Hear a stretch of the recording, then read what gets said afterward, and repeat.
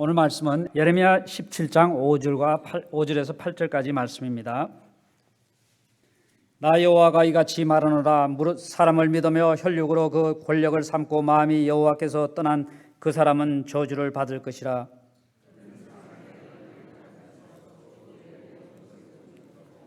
광야 강조한 곳 건건한 땅 사람이 거하지 않는 땅에 거하리라.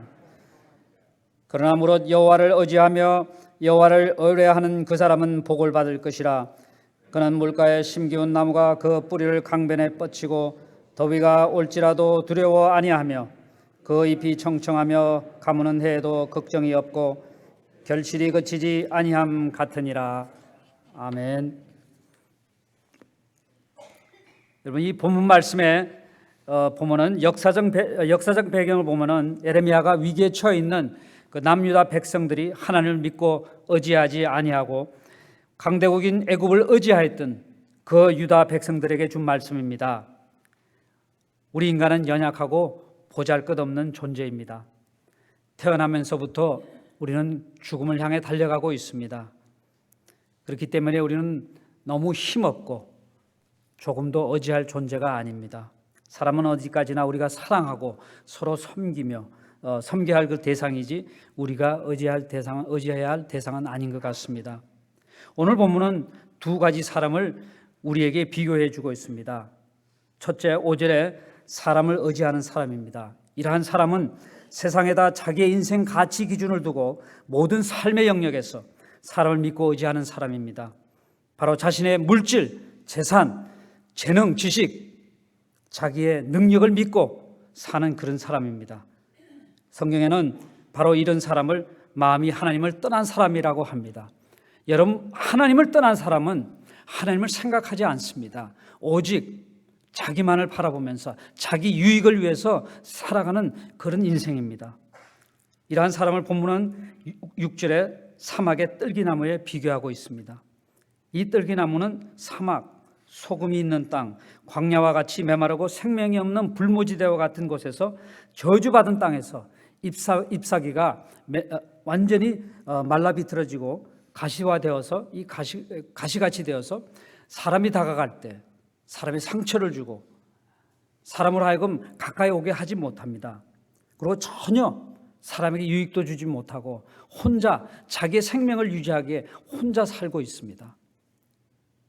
그런 나무를 가지고 우리는 가시떨기 나무입니다. 그런 인생이 바로 주님을 떠난 그런 인생은 오직 자기만을 위해서 살기 때문에 누가 옆에 오더라도 조금도 유익을 줄 수 없고 오직 상처만 주고, 그렇기 때문에 그런 사람들을 가까이 할 수가 없어. 그는 결국에는 저주받아 혼자 외롭게 세상을 사는 인생입니다. 두 번째는 우리가 원하는 사람입니다. 여러분은 하나님을 의지하지 않는 그런 사람이 되어서는 안 됩니다. 우리 7절에 보면은 여기 그러나 이렇게 말씀하고 있습니다. 5절과 6절에 전혀 다른 그런 사람의 이야기를 하고 있습니다. 여호와를 의지하는 그런 사람입니다. 여호와만을 오직 믿고 여호와를 의지하는 그런 사람을 7절과 8절에서 말씀하고 있습니다. 우리는 그런 사람이 되어야 합니다. 그럼 그런 사람은 어떤 사람인가? 이런 사람은 모든 일에 하나님을 믿고 의지하는 사람입니다. 나를 위해서가 아니라 이웃을 위해서 사는 그런 사람입니다. 나의 유익보다는 남을 사랑하며 남의 유익을 위해서 나를 희생시키는 그런 사람입니다. 여러분, 우리는 주님께서 저희들을 사랑하시, 저희들을 아버지의 품으로 품었기 때문에 우리는 그러한 삶을 살아야 합니다. 여기서 본문은 물가에 심기운 나무에다 이 사람을 비교하고 있습니다. 여기 중요한 단어가 있습니다. 심기운 나무. 나무가 그냥 그 자리에서 자연적으로 자라난 것이 아닙니다. 누군가 그 나무를 그 물가에 심었습니다. 그렇다면 이 심기운 나무는 누구일까요? 바로 여러분과 저입니다. 하나님께서 이 세상을 사랑하시고 이 세상에 있는 많은 모든 사람들을 사랑하시기에 특별히 저와 여러분을 택하셔서, 여러분 로마서 5장 8절 말씀에 이렇게 말씀하고 있습니다. 우리가 아직 죄인 되었을 때 그리스도께서 우리를 위하여 죽으심으로 하나님께서 우리에 대한 자기의 사랑을 확증하셨다고 말씀하십니다. 하나님께서는 우리가 아직 죄인 되었을 때, 우리가 주님 앞에 나온 그런 사람들이 아니라 우리가 이 세상에서 방황하며 아버지 뜻대로 살지 못하고 아버지를 모르고 사는 그 상황에서 주님께서 이 세상에 오셔서 우리를 택하셔서 주님의 품으로 가까이 저희들을 심어주셨습니다. 바로 물가에 심은 그 사람입니다. 저와 여러분. 저희들이 하나님 앞에 사랑받을 수 있는 그런 가치가 있는 존재가 아니고 전혀 가치 없는 그런 존재였지만 하나님께서 먼저 저희들을 선택하셔서 저희들을 이끌어 주님 앞으로 데리고 주님 곁에 두심으로 말미암아 주님의 사랑을 받으면서 주님 뜻 아래서 살면서 열매를 맺게 하신 그런 삶을 살게 하기 위해서 저희들을 택하여 주셨습니다. 사실 우리에게는 구원받을 수 있는 조건이 티끌만도 없습니다. 이것이 다 하나님의 은혜입니다. 여러분이 여러분이 스스로 여기 이 자리에 오셨다고 생각합니까? 제가 스스로 잘나서 이 자리에 서 있다고 생각합니까? 제가 지금 엄청나게 두렵고 떨려 입이 그냥 말라 비틀어지는 형편입니다. 지금 제가 이렇게까지 두려울 줄 몰랐는데 막상 와 보니까 너무 두렵네요. 그래서 아예 안경을 벗고 지금 아예 눈을 안 맞으시려고 제가 이렇게 서 있습니다. 하나님의 은혜입니다. 여러분이 이 시간 이 자리에 앉아 있다는 것은 하나님의 축복이요, 하나님의 은혜입니다. 네, 아멘 하시기를 바랍니다. 제가 양로원에 가보면 말이에요, 그분들이 진짜 하나님 전에 나오기를 원해요. 육신이 불편하니까 나올 수 없죠. 저는 알고 있습니다. 이 시간에도 이 자리에 참석하지 못하지만 자기가 있는 그 방에서 사모하는 마음으로 아버지를 바라보면서 기도하며 이 예배에 참석하는 분들이 얼마나 많은지 모릅니다. 여러분 얼마나 축복의 삶을 살고 있는지 모릅니다. 여러분이 걸어서 여러분이 마음껏 움직일 수 있을 때 여러분 주님 전에 나와 기도하셔야 됩니다. 찬양하셔야 됩니다. 말씀을 사모하는 마음으로 주님을 붙드셔야 합니다. 그런데 주님께서 여러분과 저를 주님의 그 가까이에 심었을 때는 분명한 목적이 있습니다. 주님께서는 그냥 저희들을 그냥 사랑하기 때문에 그냥 주님 옆에 이렇게 심겨준 것이 아닙니다. 하나님의 목적이 있어요. 그 목적을 보면 여기 보면 8절에 보면 그는 물가에 심은 나무가 그 뿌리를 강변에 뻗치고 그럽니다.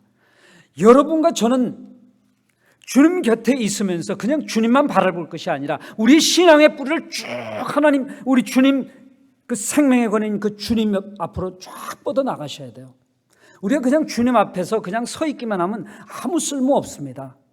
우리의 마음의 문을 활짝 열고 신앙의 뿌리를 주님을 향해서 쫙 뻗어 나가면서 주님께서 주시는 그 영향을 확 섭취하면서 우리는 열매를 맺는 그런 삶을 살아야 합니다. 그것이 하나님께서 저희들을 택하셔서 주님 곁으로 인도하신 것입니다. 그것은 하나님의 목적일 뿐만 아니라 우리의 사명입니다. 주님께서 우리를 붙들어 주시고 우리를 이끌어 주실 때는 우리가 해야 할 일은 바로 그것입니다. 우리는 주님을 향해서 주님의 말씀을 사모하는 마음으로 우리의 신앙의 뿌리를 뻗어나갈 때 하나님께서 우리로 하여금 열매를 맺어 하나님의 영광이 드러나게 하십니다. 여러분들과 저는 바로 그러한 삶을 살게 하시기 위해서 저희들을 택하셔 주셨고 주님의 품으로 주님 가까이로 저희들을 이끌어 주셨습니다. 여러분,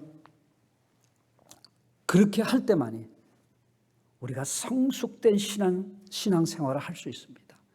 그렇지 않으면 계속 여러분들은 이 단상에서 담임 목사님이 주시는 그 말씀을 그저 먹고만 있습니다. 그저 우유만 그냥 마시고 있는, 우유만 그냥 쪽쪽 빨고 있는 형편입니다. 그러나 여러분 스스로가 신앙의 뿔을 쫙 주님을 향해서 뻗어나가면서 하나님께 주시는 그 은총 안에서 우리가 세상에 나가서 빛과 소금의 직분을 감당할 때만이 여러분 성숙된 신앙인으로서 하나님의 영광을 드러내면서 하나님의 사랑을 받으면서 살 수 있습니다. 바로 그 하나님의 기쁨이 되는 것입니다. 하나님께서는 그러한 삶을 살게 하시기 위해서 여러분과 저를 택하여 주시고 여러분 가까이에 품어 말씀 안에 거하시게 하시고 여러분이 울부짖으며 기도할 때 하나님께서 그 기도를 기억하시고 하나님의 적합한 때에 여러분들과 저의 기도를 응답하심으로 말미암아 더욱더 여러분들과 저를 주님 앞으로 자꾸 끌고 나갑니다. 그럴 때마다 여러분들은 아멘 하시면서 앞으로 전진하는 그런 신앙생활을 하셔야 합니다. 성도 여러분, 여러분 과연 그런 삶을 살고 계십니까? 여러분 생각해 봅시다. 여러분과 저는 물가에 심기어진 나무입니다. 그렇게 믿으십니까? 진심으로 여러분 그걸 믿으십니까? 반반입니까? 여러분 확실하셔야 됩니다. 여러분이 어떠한 마음으로 여러분이 확신한 답변을 하냐에 따라 사탄 마귀가 여러분을 방해하지 않습니다. 우리가 아멘 할 때, 우리가 믿습니다 하고 우리가 긍정적인 말을 할 때 하나님께서 우리를 더욱더 붙들어 주시고 사탄 마귀는 멀리 떠나게 되어 있습니다. 여러분 그렇다면, 여러분 그걸 믿으신다면 과연 우리는 경제적인 어려움, 육신의 고통, 자녀들에 대한 염려, 알 수 없는 장래에 대한 두려움을 여러분 전혀 생각하지 않고 진정한 자유함을 누리고 계십니까? 여러분 깊이 생각하셔야 됩니다. 여러분이 지금 저와 함께 저는 물가에 심겨진 그 나무라고 확신하셨다면 여러분 이런 삶을 살면 안 됩니다. 염려하고 근심은. 그건 여러분 하나님 앞에 거짓말하는 거예요. 저도 그렇고요.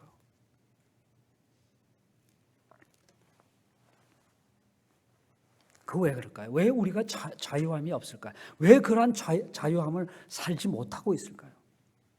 그것은 바로 여러분과 저는 하나님에 대한 것은 알지만 진정한 하나님을 알고 있지 않기 때문입니다.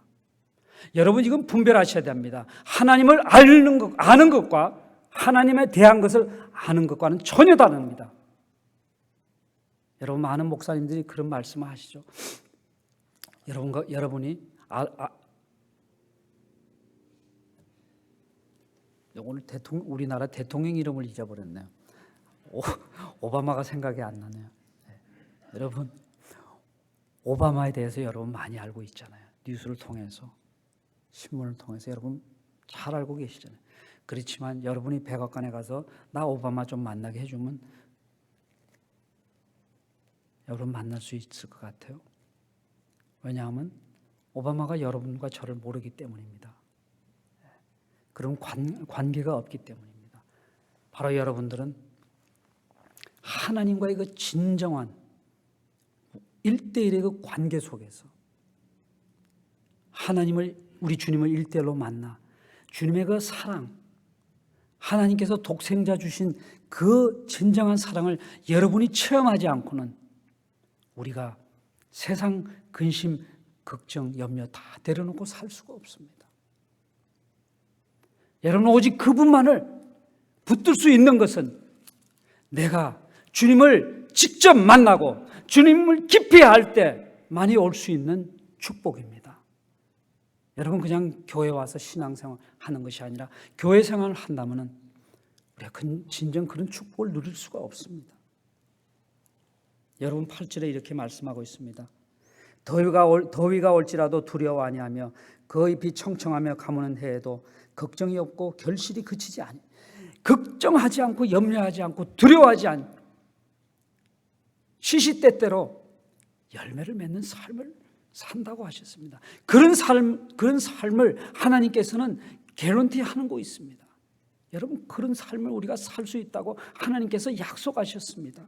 그 약속을 우리는 붙드셔야 합니다. 여러분, 성도 여러분, 5살의 금발 소녀 제니가 엄마하고 같이 마켓 갔다가 진주 목걸이를 딱 보고 너무 좋아서 그걸 갖고 싶어요. 그래서 그 진주 목걸이가 사고 싶어서 눈을 동그랗게 또 이 금발, 이 꼬부랑, 아주 이쁘네요. 아주 5살.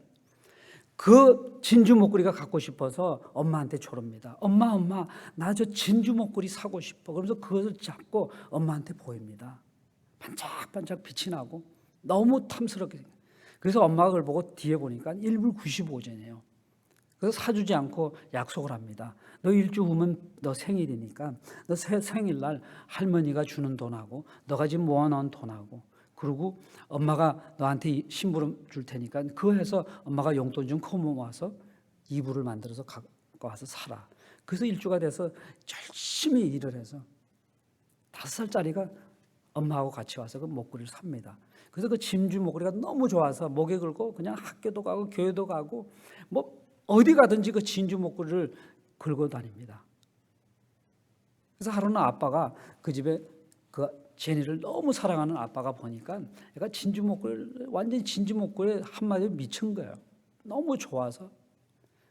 그래서 아빠가 밤만 되면 애를 재우기 위해서 와서 성경 이야기를 해주고 기도를 해주고 나갑니다. 그래서 한 번은 딸에게 그럽니다. 제니야, 너 아빠 사랑하니? 그랬더니 이 제니가 그럽니다. 아빠 사랑하는 거 알잖아. 아빠 너무 사랑해. 아빠 많이 사랑하면서 아빠를 꼭 껴안습니다. 그래? 그럼 넌 진주 목걸이 나에게 주지 않을 테니? 아빠 이 진주 목걸이나 아냐? 아빠 나 이 진주 목걸이 너무 좋아해. 근데 아빠 전번에 아빠 나에게 생일 선물 준 그 인형 있잖아. 핑크 인형. 아빠 나 그 너무 좋아하는데 아빠 나 사랑하기 때문에 아빠 주겠어. 그랬더니 괜찮아 제니. 잘 자. 그러고 이마에다 뽀뽀해주고 나갑니다. 며칠 뒤에서 다시 또 똑같은 이야기를 합니다. 제니 너 아빠 사랑하지? 아빠 그럼 아빠 너무 사랑해. 그래? 그럼 너 그 진주 목걸이 나한테 주지 않겠니? 아빠 안 돼. 이건 안 돼. 아빠 알잖아. 아빠 나 너무 좋아하는 거 알잖아. 왜 아빠 이거 달라 그래? 그렇지만 아빠 나 여기 아빠가 크리스마스 때 사준 선물 이거 아빠 너무 좋아하는 거 있지. 아빠 나하고 같이 놀았잖아. 이거 아빠 줄 테니까 이거 아빠 가지고 진주 목걸이 내가 킵하게 해줘. 그래. 괜찮아. 잘 자. 그러고 또 이마에다 키스해주고 머리 쓰다듬고 나갑니다. 한 2주가 지났습니다. 2주가 지나고 나니까 아빠가 들어와서 다시 그 말 하려고 딱 문을 열고 들어오니까 코너에 침대 위에 가만히 앉아서 딸이 그냥 눈물을 툭툭 흘리면서 이렇게 손을 이루고 있어요. 그래서 아빠가 놀라서 제니 왜 그래? 어디 아픈 데 있어? 이랬더니 제니가 그럽니다. 진주 목걸이를 이렇게 손에 꼭 붙잡고 아빠한테 이렇게 합니다. 눈물을 툭툭 흘리면서. 그래서 아빠가 한 손으로 손을 해서 그 진주 목걸이를 딱 쥐어잡습니다. 그리고 한쪽 손으로는 아빠가 준비한 아주 이쁜 상자에 담은 선물을 딱 줍니다. 그래서 제니가 그 선물을 딱 받아보고 열어보니까 얼마나 이쁜 그 진짜 진주 목걸이가 있는 거예요. 반짝반짝 빛이 나는. 이 애가 이걸 보고 얼마나 눈물을 축축 흘리다 그냥 기뻐서 어쩔 줄 몰라. 아빠를 부둥켜 안고 그냥 뽀뽀하면서 아빠한테 아빠 너무 좋아해. 아빠 어떻게 알았어? 내가 이거 좋아하는 거 어떻게 알고 이렇게 더 좋은 걸 아빠 나한테 줬어. 여러분 바로 이것입니다. 우리가 기도 응답받지 못하는 것은 우리 삶 가운데 하나님보다 더 귀하게 생각하는 그 무언가 우리가 붙들고 있기 때문입니다. 여러분 이 시간 생각해 보세요. 내 자식을 그렇게 붙들고 있습니까? 아니면 물질입니까? 아니 여러분의 건강입니까? 무엇입니까? 주님께서는 이 시간에 여러분에게 말씀하고 있습니다. 얘야 너는 누구보다 더 사랑하냐 나를? 나를 누구보다 더 사랑하니? 너 그거 나 주지 않겠니? 그거 나 줘. 하나님 안 돼요. 이건 안 돼요.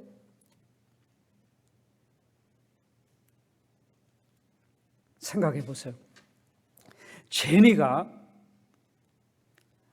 어떻게 자기가 가장 자기 돈으로 자기가 벌어서, 자기가 5살짜리입니다. 자기가 벌어서 그 선물, 자기가 너무 좋아하는 그것을 사가지고 가지고 다니다가 아빠에게 줄 수 있었던 것이 무엇이겠습니까? 그 아이는 아빠가 자기를 얼마나 사랑하는지 알고 있습니다. 그리고 자신도 아빠를 사랑하고 있기 때문에 그것을 줄 수 있었습니다. 여러분들이 하나님께서 여러분과 저에게 하나님께서 하신 그 엄청난 그 은혜를 알고 있다면, 그리고 내가 하나님을 진정 사랑하고 있다면, 우리가 말로 표현하는 대로 하나님, 나는 주님을 사랑합니다, 주님밖에 모릅니다, 주님 없이는 살 수 없습니다, 그렇게 고백하는 만큼 하나님을 사랑한다면 왜 우리가 그런 것을 내어놓을 수 없겠습니까? 할 수 있습니다. 그렇지만 그렇지 않기 때문에 그럽니다. 우리의 고백이 진정한 고백이 아니기 때문에 그렇습니다. 우리가 진정한 체험을 하지 않기 때문에 그렇습니다. 여러분, 주님을 만나셔야 합니다. 주님을 만나셔야 돼요. 주님의 그 진정한 사랑을 우리가 마음속 깊이 느껴야 합니다. 그렇지 않고는 우리 이 마지막 세상에서 주님 뜻으로 살 수 없어요. 여러분, 저도 그렇고요. 여러분, 그렇게 사셔야 합니다. 여러분, 그렇게 사셔야 합니다. 성도 여러분, 우리가 오늘 이 말씀을 붙들고 주님 앞에 나와 기도하셔야 합니다. 본문 7절에 이렇게 말합니다.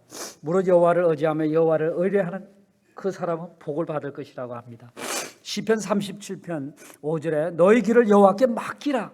저를 의지하면 저가 이루시고 내 집을 여호와께 맡겨버려라. 나를 붙드시고 의인의 요동함을 영영히 허락지 않으신다 하셨습니다.